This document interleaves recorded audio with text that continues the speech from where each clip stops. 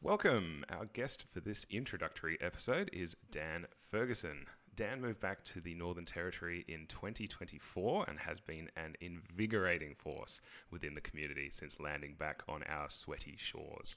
He works as a programmer at Half Brick Studios, the famed Australian developer of Fruit Ninja, Jetpack Joyride, and Dan the Man, which is a living biography of Dan here.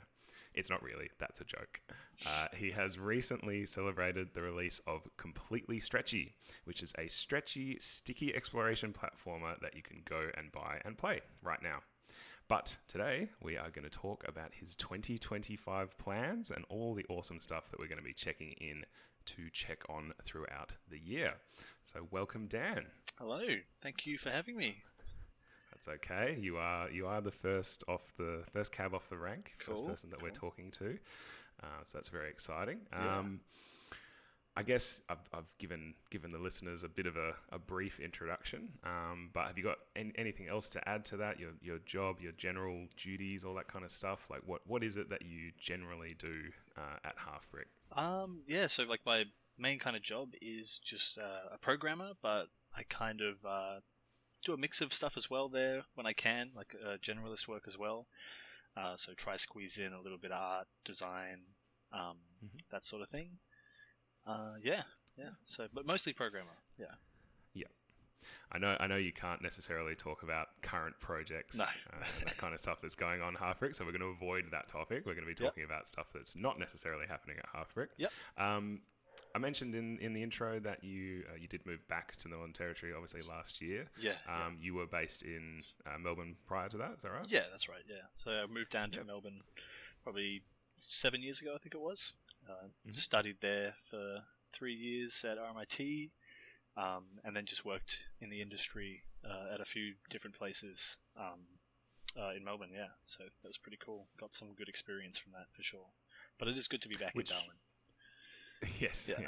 Even if we are in the middle of the wet season, it's not so fun, but that's okay. That's okay. What were I can't actually recall, what were the places that you were working at prior to Half Brick? The first place I worked at was SMG Studio, working on Moving Out 2. That's right, yeah. Then after that, I spent quite a while working solo on the Completely Stretchy project. Then from that moved to working on Spin Rhythm XD, helping with the VR port there, and then just a few other little kind of freelance jobs here and there on a few projects. Like contract just like that sort of stuff. And then Half Brick, and now I'm here. Never looked back. Yeah. Never looked back.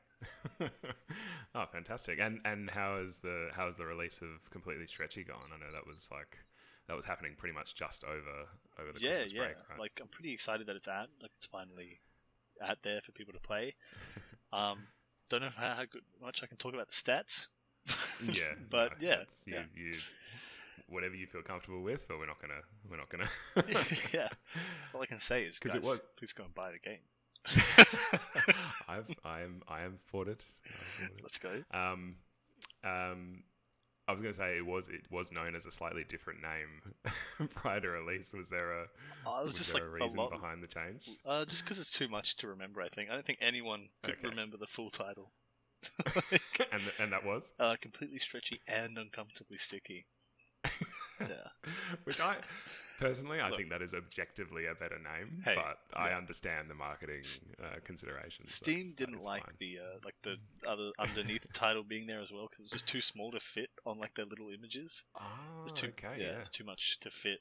So that's probably one of the big reasons. But yeah, capitalism ruins things again. I mean, come on. I was going to ask. So you also your formal education, I guess, was RMIT for 3 years. Yeah. During which you made an incredible amount of games Quite a as few, part of that program. Yeah. People can check out your itch page, which I believe is just Dan Ferguson. Yeah, I think it's just my name, but it might have like an extra N on the end or something like that. Yeah. Yeah, or however, we'll include the link in the description for people that want to go check those out, because there are some very fun and very interesting games in there. There is definitely, you can see the evolution of your, like, I guess, aesthetic and gameplay and that kind of stuff. went back and had a look, and you can really see the change. Yeah, it's cool. Yeah, it's really neat having those. I don't know, those programs that force you to make like a ton of games, and you can just see people's learning increases.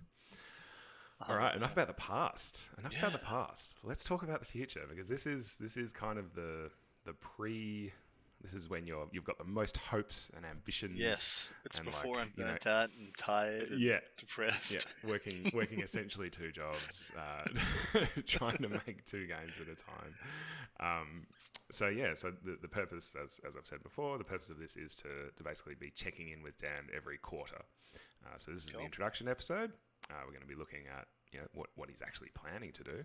Yep. And then every quarter we're going to check in with Dan to check how he's going, what he's succeeded at, what he's kind of trying to improve at. We're not going to say failed at. That kind of thing. So yeah, like what project are you going to be working on in 2025? Well, so I'm working on a prototype for a game at the moment. Its working title is called Ascent of the Last Colossus. And kind of Ascent, like climbing up. Okay. Yeah. Right. Not smelling. No. Okay. And kind of, I guess, like, I don't really have like a super solid elevator pitch just yet, but I guess the kind of overall idea of it is that it'll be kind of small immersive sims crossed with a movement shooter about kind of ascending this giant ancient creature and trying to just like figure out the story of that world. And I'm pretty excited to just do experiments and stuff on kind of the genre I haven't really made much kind of stuff with, so I haven't really done heaps of like action games. A lot of my stuff has been more mellow and kind of just like experimental, so it'll be fun to kind of get in there and do something more action based. So obviously I've got a few questions right off the bat. For sure. Obviously even the title suggests like an influence from the well-known Shadow of the Colossus. For sure. Yeah. Are you looking to, like, from a purely mechanical point of view, are you always on the outside of the like being, or are you kind of exploring their insides, or what's the kind of my idea is that it starts off as like kind of having this kind of city built around the base and kind of moving up the being, and then as you get higher up, it'll all start tunneling into, say, it's like heart and brain and stuff, and it being kind of like a source of the power for the city, and how the city's kind of living by sucking all the energy out of the big alien creature. Nice. Yeah. That sounds very cool. Are you planning on like, is the creature static? Like, is it? Yeah. It would be kind of cool. It would be cool to do, like Shadow of the Colossus style stuff. But I think how I'm envisioning it is that it's so big that it doesn't really, like, it's just huge. You'll see it from afar, but then once you're kind of on it, you'll see bits of it and kind of make out where you are. But it's just going to be so big. It kind of becomes architecture, right? Yeah. It's not going to be like, like a Shadow of the Colossus creature where you can climb it and stuff like that. It'll be a static heaps of moving parts thing that is, kind of lived on by the inhabitants and stuff. Yeah. So there will be moving parts in terms of like as you say before, like its heart will be beating, because obviously it's still it is still alive, but it's dormant. I don't know if there's spoilers here, but hey, we're gonna have to figure it all out. We got got a lot of narrative stuff to try and figure out and write. It's super early on. And I have one of my mates jumping on as well as a writer. I was going to say that there was a we right there. So are you forming a team for this one? Yeah. So for me, I'm gonna be doing kind of the game design, programming, art sort of stuff, and then I have my friend Luther, who traditionally is a dancer, but also like a theatre writer and performer. So he's going to come on and help with doing the narrative writing and lore and stuff for the project. So I think that'll be pretty cool. Awesome. Yeah. Now, are you? I know this is early days, but let's think about these things. Are you going to go for more of a Elden Ring style like environmental storytelling where like, you know, item descriptions and, you know, random bits of things that you find on the ground provide context, or will there be dialogue, I like, think you know, delivered cutscenes, delivered dialogue, delivered story? both from kind of how I'd like to design it, but also just thinking about like scope wise, right?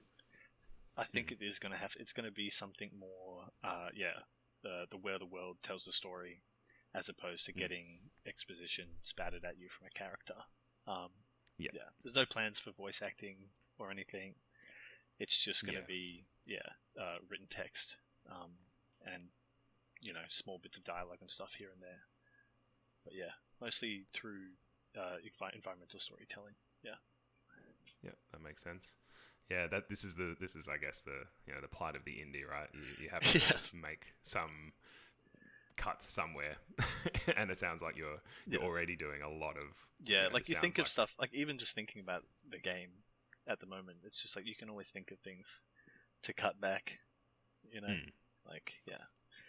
So there's going to be a lot of work, but it's going to be good to get a rough kind of prototype vertical slice done first, and then kind of see how long that took and where we're at and stuff later down the line, and then kind of scope out from there and see how much we can get done. Yeah. So, and now you have I guess you have a history in making games that are about movement and require you know, interesting movement around environments. Are you going to be incorporating stuff that you've put together in Completely Stretchy, like for players that have for gamers out there that haven't played Completely Stretchy? All three of you that haven't, it is a game about traversing using one very long stretchy hand, which kind of swings you around and grapples and all this kind of stuff. So it's actually really interesting movement, getting around and you know, solving all these problems for people and finding pickups and all this kind of stuff. Are you going to be trying to do more?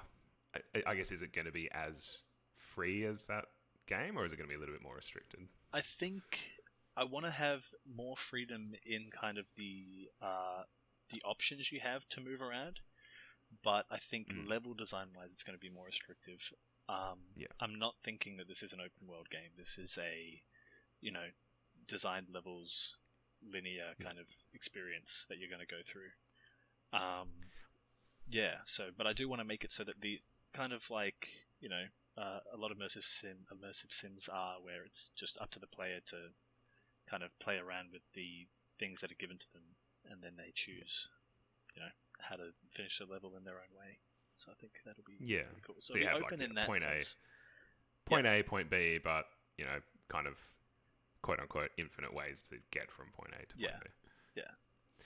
So immersive sims, for people that aren't aware with that term, like what do you mean by an immersive sim? Examples? That's probably like one of the hardest things to like describe, but examples is probably easier, right? It really is. Like Dishonored, Prey, System Arcane Shock, Studios. Arcane, anything by Arcane,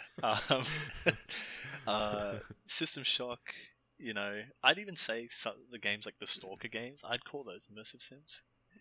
I could say that they are also kind of open world, but definitely they are open world, but they have systemic stuff going on. I guess to try and explain it for people that are listening that aren't aware, haven't played those games, it's essentially a games where you've given an objective, like you have to move from here to here or go and unlock this thing or do whatever, but all of the game systems can kind of react with each other, can react with you. Anything that you do has like can have very unexpected outcomes, but when those outcomes happen, you're kind of like, oh yeah, that kind of makes sense. Like I can do all of these tricky things. They're games that usually players will say make them feel smart, basically, because you feel like you can come up with quite creative solutions within those systems. I think. For sure.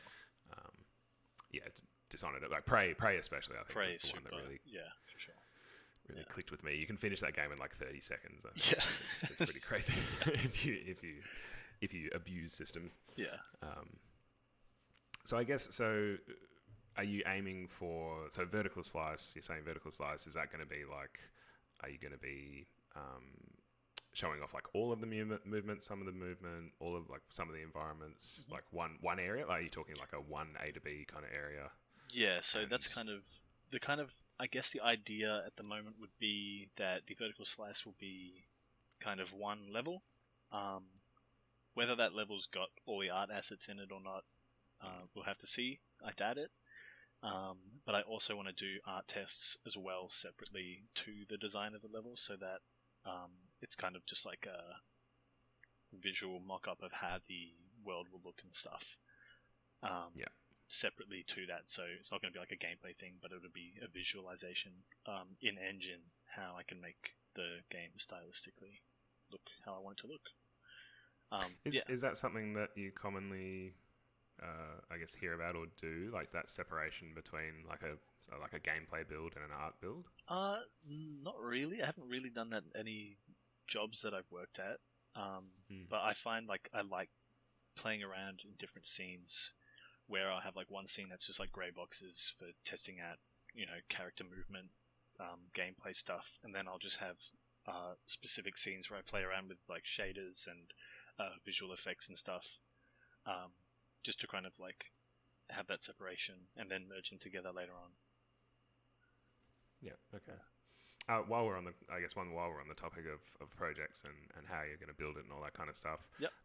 Do you have like what's your tool set? Like what engine? What Photoshop, Affinity? What are you using? So we're going to be using Unity.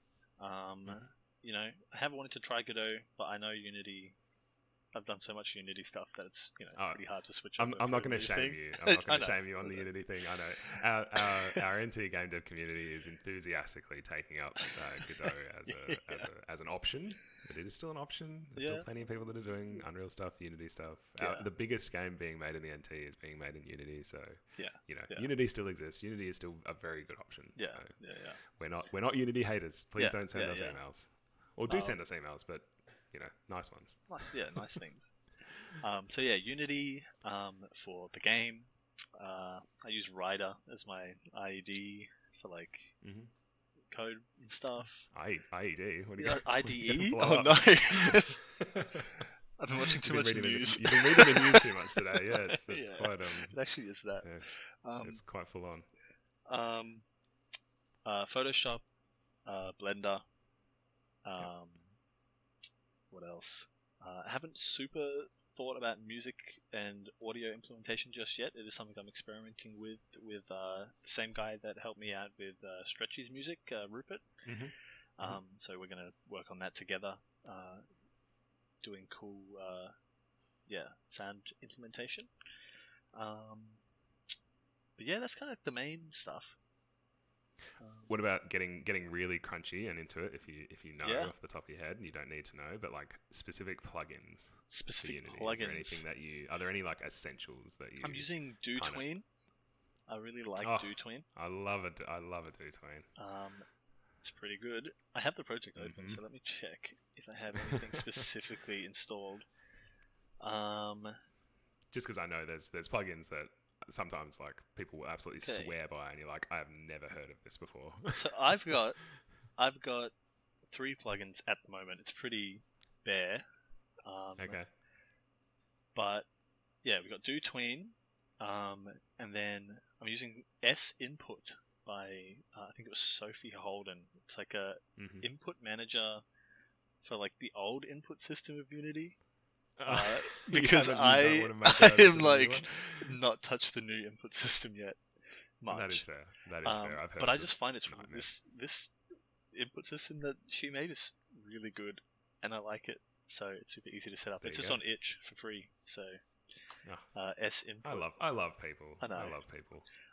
And then I'm using a behavior tree editor made by theKiwiCoder. The theKiwiCoder, just the one and only. The only one. Which is just like a behavior tree node editor for making AIs. So Is that like drag drop kind of thing, or is it? It's drag and drop, as in you make the nodes, you code them yourself, but then put them in, and then the behavior tree is just a visual way to see the nodes. Yeah. Okay. Cool. So we'll chuck a few links in the description for that one, those ones as well. This is a good one to check back in, because I find it interesting as I build projects that how many more you just end up with plugins keep coming in. Yeah. How many plugins do you think you need, and then how many plugins do you actually use by the end of it? I think is always an interesting one. And plus, there's all sorts of stuff that'll get released throughout the year. I'm actually already thinking of something that I will put in that it's not already in there. Yeah.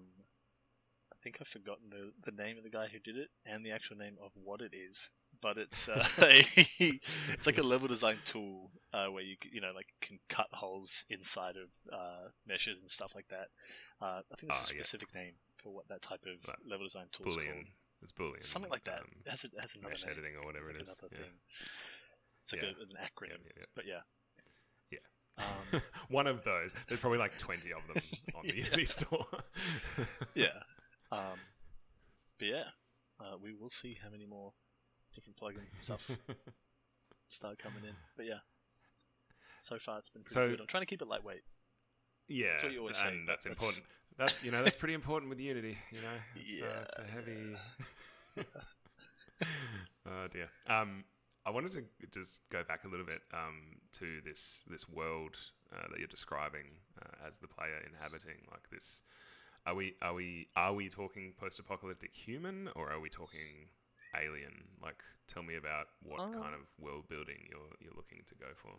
We're thinking human-ish, but maybe not Earth, but just like they will be kind of humans. So you could say it's aliens, but bipedal. Yeah, bipedal. They're just going to look like humans. I'm not 100% certain on the lore just yet, but yeah, the idea is that like everything's kind of barren in the world, and people live off these Colossus creatures that were there long before they got there.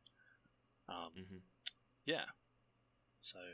And the Colossus is Colossi? Colossi? Yeah. Let's go with that. Are you thinking organic? Are you thinking robotic? Yeah. Are you thinking organic? Which I suppose I could have guessed based on your previous projects. Everything looks pretty organic. Yeah.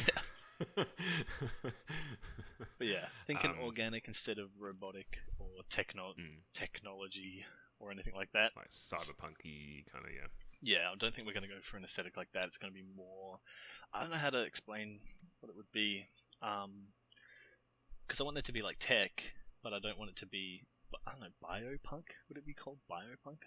Even that I don't think it's what I'd call it, But like organic... Biopunk sounds cool. It does sound pretty cool. Yeah. Biopunk's more like... I don't know. What is it? Gene hackers and, people that... fuse things into their bodies. Yeah. Bit body horror-ish. Yeah. We'll find the right words. I'll figure it out. I just want it to be like organic, organic shapes and stuff, but kind of a little bit techy. Yeah, a little bit techy. So, in terms of, I guess, where you hope to, like, what's your, I guess, runway in terms of like when would you like to? I don't know how much you've actually planned out, like the year or whatever. Where would you like to be, say, in 3 months and 6 months? So the plan originally is 6 months from start of Jan, which it's the 2nd of January today. Would be a vertical slice. Yep. So that would be like a small level, kind of with a good chunk of the movement stuff available for the player, along with, I wouldn't say super detailed AI just yet. I think I want to leave that till later. But just basic stuff in there so that it's playable and kind of gets the idea of how the game will play across. And then also a good kind of visualization of how I want the game to look, so that people can have a look at both of the things and see this is how the game's going to be visually, this is how the game's going to play technically, like gameplay wise. So that'll be 6 months from now. I guess 3 months, having a look at my like list of stuff here, it's mainly going to be focusing on the moveset stuff to start with, and then do visualization stuff a bit later. But yeah, it's probably going to be a mix of both as we go, but trying to focus more on the movement to start with. Get the game. Yeah, that makes sense. Nice. Yeah. Yeah, I suppose if you can give someone an empty level And with geometry and it's fun to move around, that's probably half your battle done. Yeah, for sure. Yeah. I actually wanted to ask you about AI. Yes. Because... Which one? No, not that one. You know my feelings on that one. Enemy AI. Yeah. Would you necessarily need it? Because people that have played immersive sims, right? Quite often there's kind of two ways of playing them, right? You're either ultra stealthy, trying not to be seen, only doing takedowns when you need to, or there is always the option to go guns blazing and kind of overwhelming forces. Yeah. Is there a particular one that you're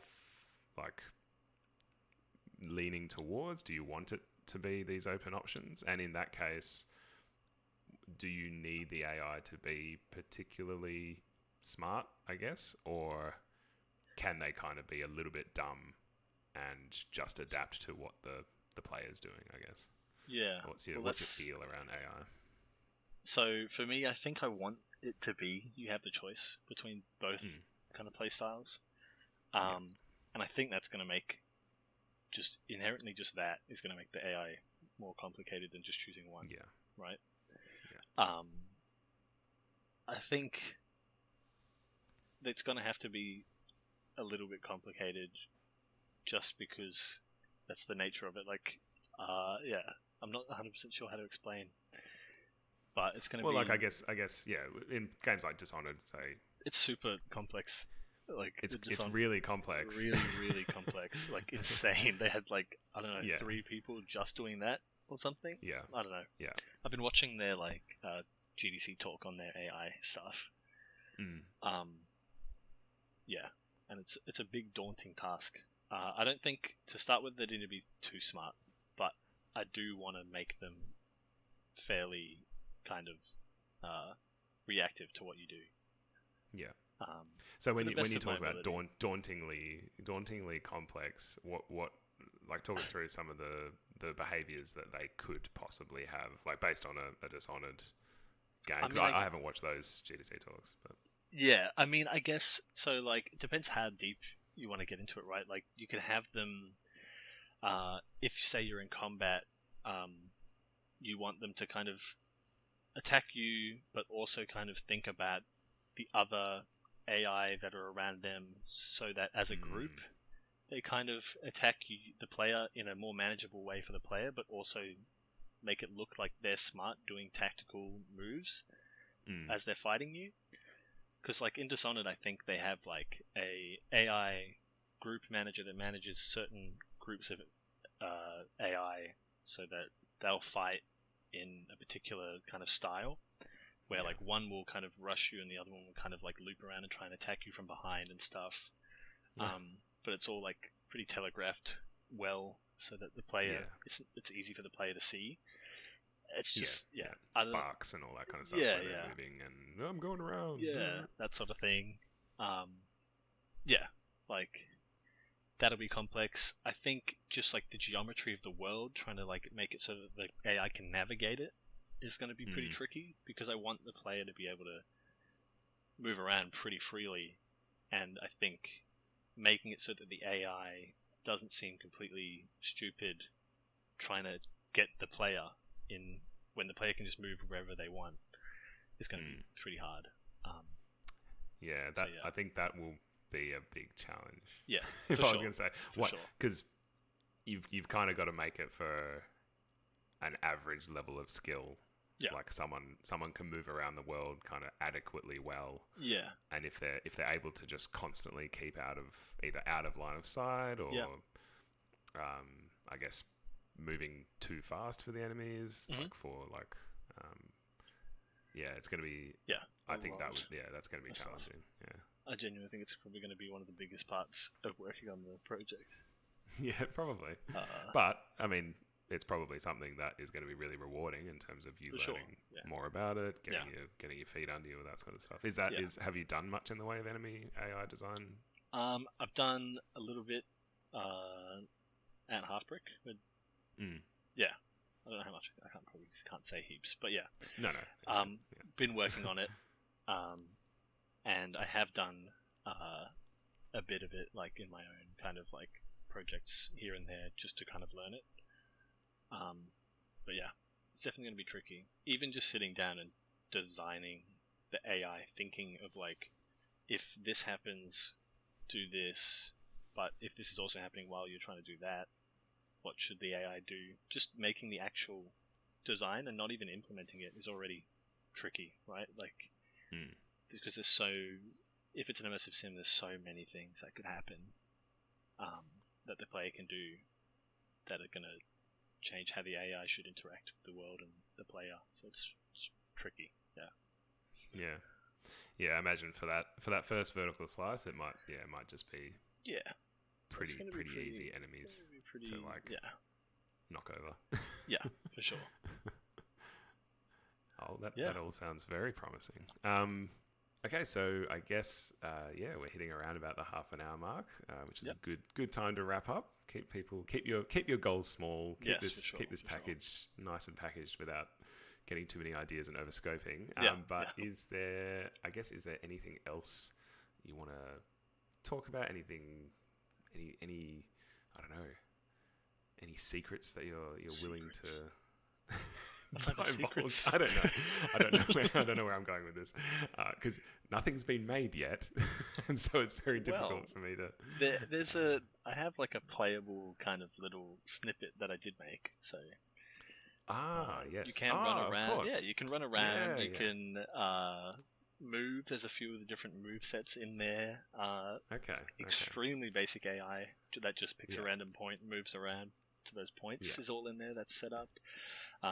But there you go. Yeah, there's stuff there. There's things going. Yeah. Sorry, I didn't mean to presume. Yeah. And I think the main thing I worked on for that big chunk of time before, kind of really getting into it, is like the visual kind of style of it, and improving that, because it's going to be pretty similar to the last game, completely stretchy with like the outline kind of cartoony look. Yep. So I've been improving how that kind of outline shader works, which I'm pretty proud of. So this one. Visuals, man. Like, it's fun. It's incredibly important in this day and age. You do, and for those of you who do go and check out Dan's Itch page, he has a very refined aesthetic. I would say, like you've got a very particular aesthetic. It is. I would say if I ever saw one of those games in the wild, I'd be like, "Oh, Dan made that." That's cool. So yeah, it is. It's definitely a style. It's not a rote style or anything like that. They do distinguish themselves between each game. Like you can tell they're different games, but there is just an overall aesthetic. So if that keeps working for you, keep doing it. Will do. Cool. All right. Well, I think we'll wrap it up there. So thank you very, very, very much for giving us your time. Thank you. We'll be checking in 3 months. I cannot wait. Me too. Oh, I've got to get to work. It's the 2nd of January. You can give yourself at least a little bit of a break. It's fine. You can. Yeah. Okay. Cool. Plus, you've already got a head start. You've already got people dancing around. You got enemy AI. Yeah. True. Yeah. I'll just leave it. You can. Silly. That's fine. Yeah. For 3 months, right? Yeah. Yeah. We got to have something to talk about next time. Yeah. I'll do things. We'll get stuff going. It'll be good. All right. Well, yeah. Thank you very much, Dan. And see you in 3 months. See you in 3 months. Bye. Bye. Bye.